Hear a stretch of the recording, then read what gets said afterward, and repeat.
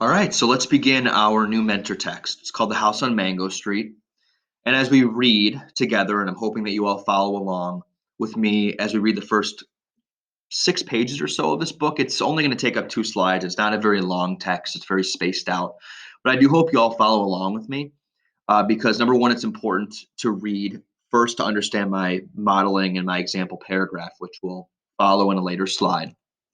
But also because it's just such a great book. It really is a phenomenal story. It's timeless. It was written in the 80s. It's a book that I read in middle school.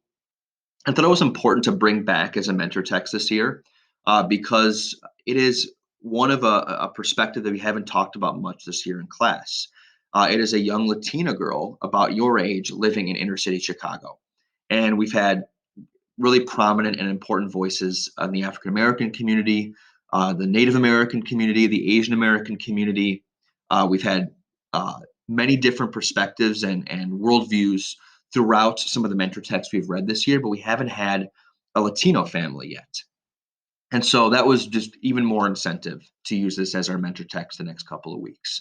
But it's all about coming of age. It's all about growing up amid difficult times and circumstances, just like Tangerine, Darius, and Twig, Stargirl, and Speak all touch on those elements. And so as I read the first couple pages of House on Mango Street, I'm going to look for in my own mind as I read, just like we would if we were reading out loud in class and you had your highlighter or your pen or your pencil in your hand. What are some thematic ideas that are starting to pop up in Esperanza, who's the main character, in her world amid her family in this setting of inner city Chicago as a young Latina girl? Okay? So the House on Mango Street, here we go. We didn't always live on Mango Street. Before that, we lived on Loomis on the third floor. Before that, we lived on Keeler. Before Keeler, it was Paulina. And before that, I can't remember. What I remember most is moving a lot. Each time it seemed there'd be one more of us. By the time we got to Mango Street, we were 6. Mama, Papa, Carlos, Kiki, my sister Nenny, and me.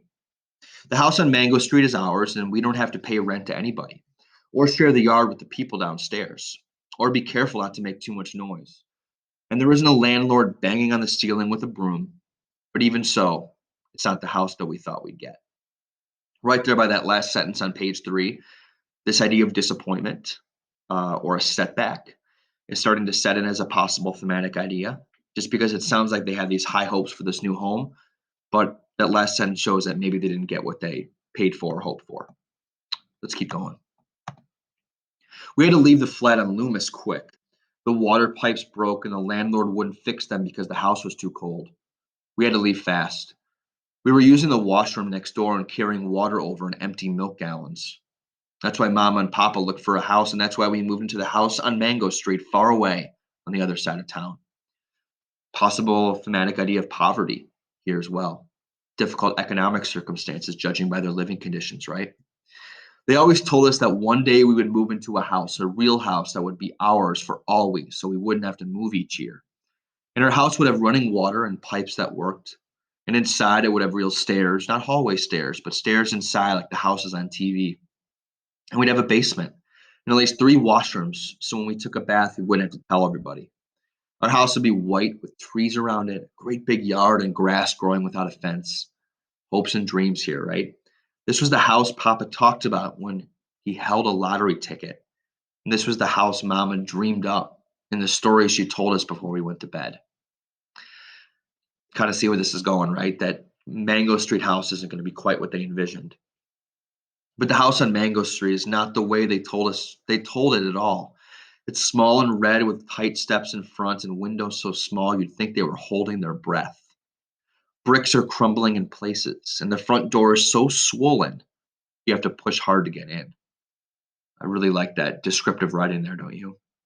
There's no front yard, only 4 little elms the city planted by the curb.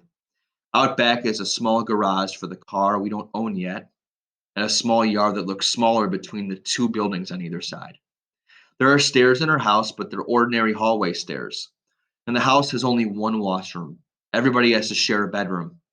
Mama and Papa, Carlos and Kiki, me and Nenny. And what I liked what the author did there is he used 2 different paragraphs. Remember we talked about the power of paragraphing and what that can do to someone reading your story? how one large paragraph was all about what they envisioned their house would be. The next full paragraph is all about what it actually was. It's like fantasy versus reality, and the way the author chose to structure that, I think, is very powerful. Let's keep going. Once, when we were living on Loomis, a nun from my school passed by and saw me playing out front. The laundromat downstairs had been boarded up because it had. Let's continue on the next slide, okay?